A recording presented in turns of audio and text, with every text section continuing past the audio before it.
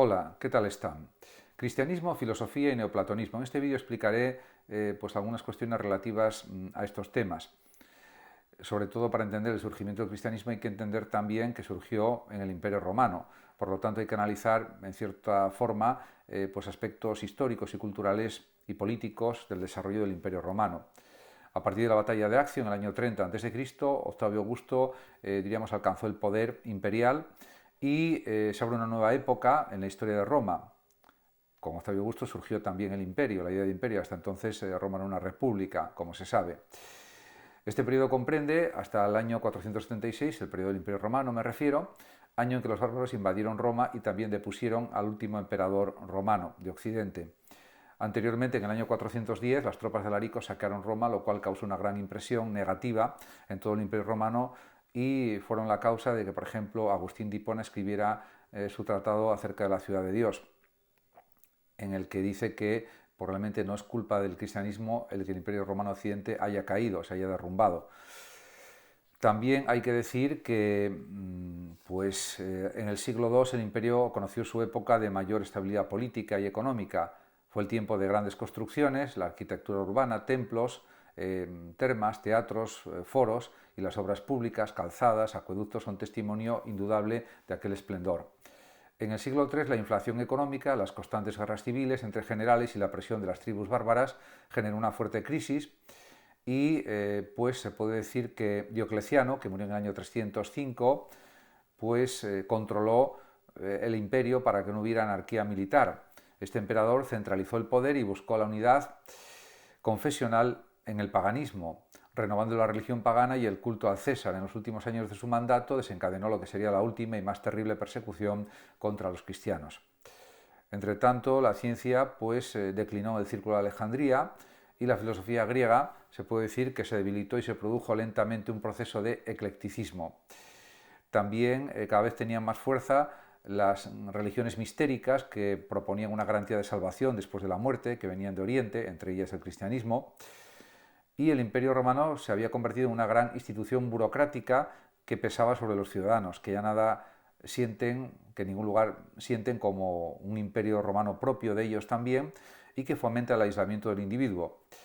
De todas maneras, hay que señalar que, por ejemplo, Marco Aurelio y Constantino, en los siglos II y IV, también lucharon contra los bárbaros y la decadencia material se acentuó sobre todo a partir de los siglos III y IV después de Cristo. En este sentido, el ambiente cultural estuvo teñido de escuelas de todo tipo, estoicas, epicúreas, aristotélicas, platónicos, pitagóricos, adeptos a los cultos mistéricos y también partidarios de la religión oficial. Esto era pues una especie de caldo de cultivo para una religión joven y vigorosa que estaba surgiendo con mucha fuerza, que era el cristianismo, que ofrecía la salvación y una comunidad acogedora y solidaria.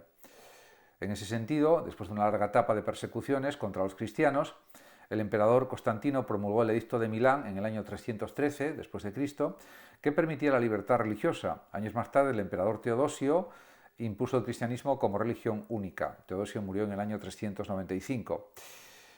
Podemos decir que las primeras manifestaciones artísticas de los cristianos primitivos, lo que se denomina pues, arte paleocristiano, pues habían aparecido ya en las catacumbas que se conservan en Roma, por ejemplo, varias catacumbas, entre ellas las de San Calixto, por ejemplo, que son quizás las mejor conservadas y las más conocidas, y en los relieves de los sarcófagos que reproducen escenas de la Biblia.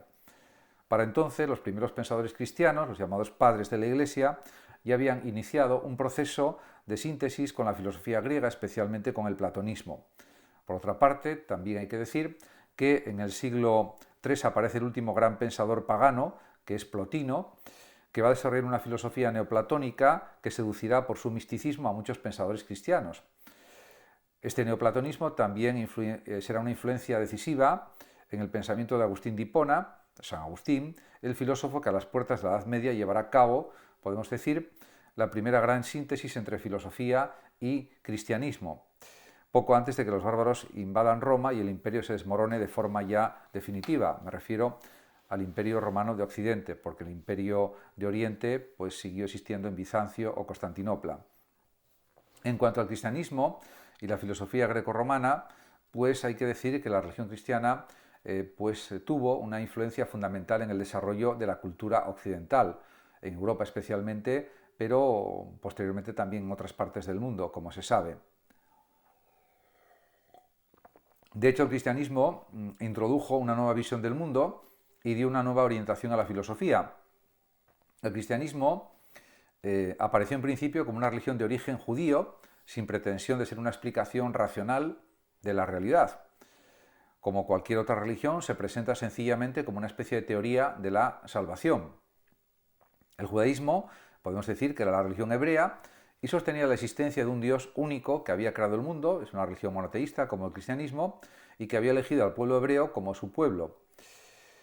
En ese sentido, el judaísmo anunciaba también la llegada del Mesías, un enviado de Dios, que instauraría su reino y con él el dominio político del pueblo elegido.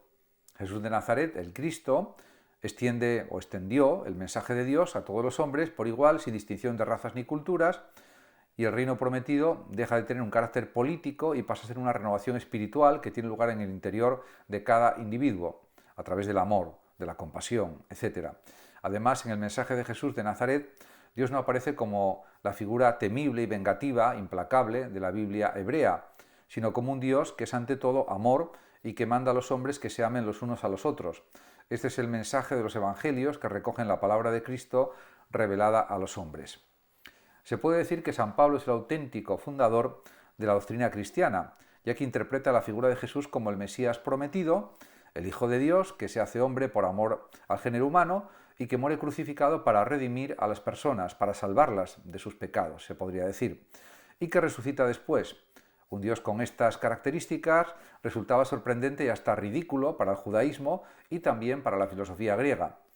Por otra parte, para esta filosofía, que había buscado la verdad mediante teorías diversas que convivían entre sí y que se había planteado con frecuencia los límites del conocimiento humano, resultaba incomprensible el concepto cristiano de verdad, que consistía en la revelación de la palabra divina.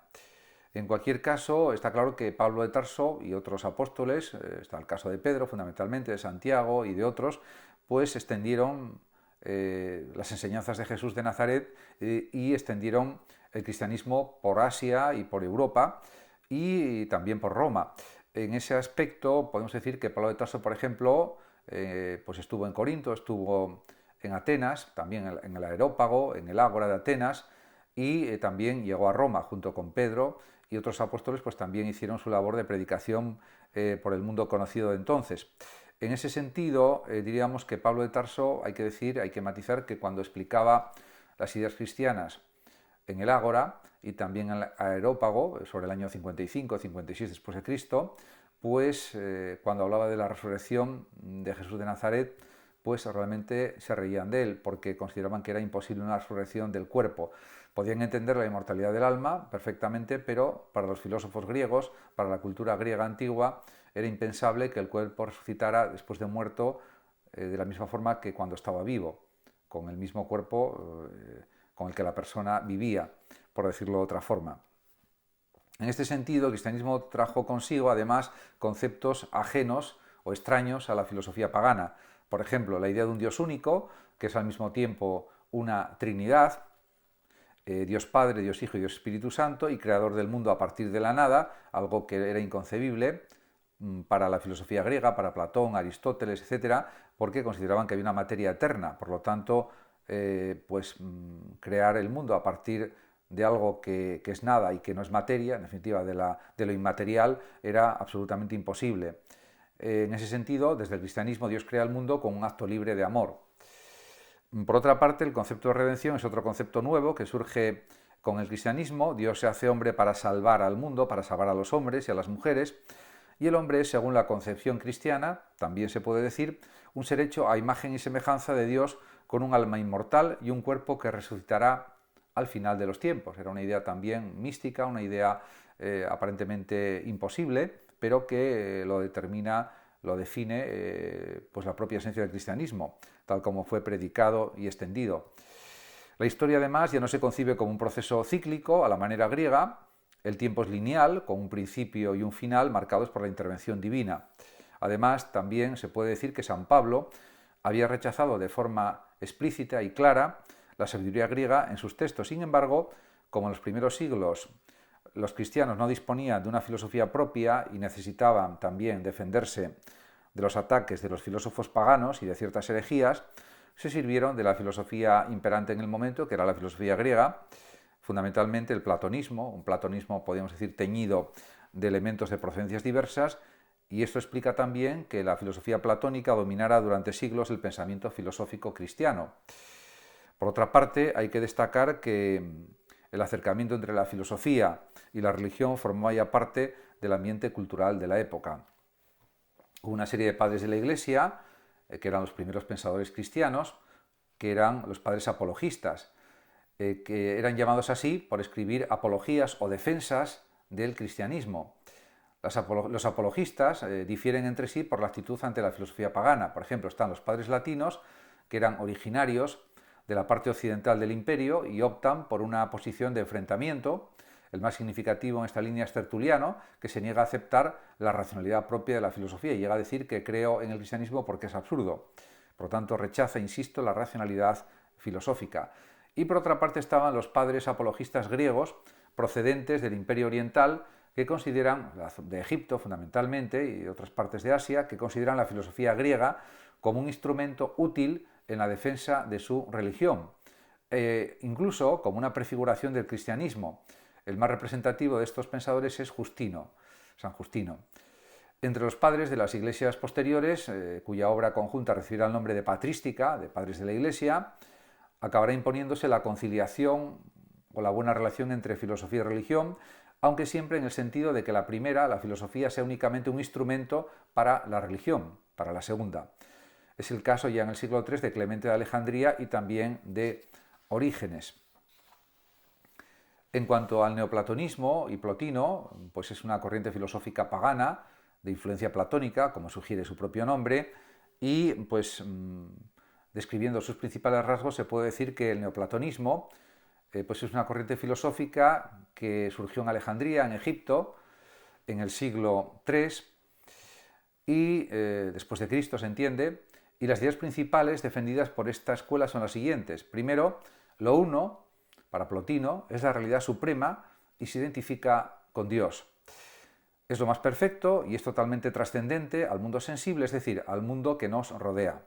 No es inmanente lo uno al mismo mundo, sino que supera al mundo, lo trasciende, lo supera, se podría decir para que quede más claro. En cuanto a la materia, o el mundo sensible, se puede decir también, para Plotino es la realidad más degradada e imperfecta y contrasta con lo uno, con la perfección, con la belleza de lo uno, se podría decir o pensar. Entre el uno y el mundo sensible, para Plotino existen una serie de realidades intermedias, espirituales, es decir, no materiales o inmateriales, que están ordenadas jerárquicamente, en grados de perfección. Cuanto más próxima es una realidad a lo uno, mayor será su perfección. Porque lo uno es lo más bello, es lo más perfecto, o es lo perfecto, etc. Las realidades se crean por emanación, desde los análisis de Plotino. La emanación guarda relación con la creación porque supone la aparición de una realidad. Sin embargo, la emanación tiene unas características distintivas. Es un proceso en el que una realidad superior, más perfecta, se podría decir, crea una realidad inferior menos perfecta. La emanación, por tanto, siempre es jerárquica y tiende a la degradación.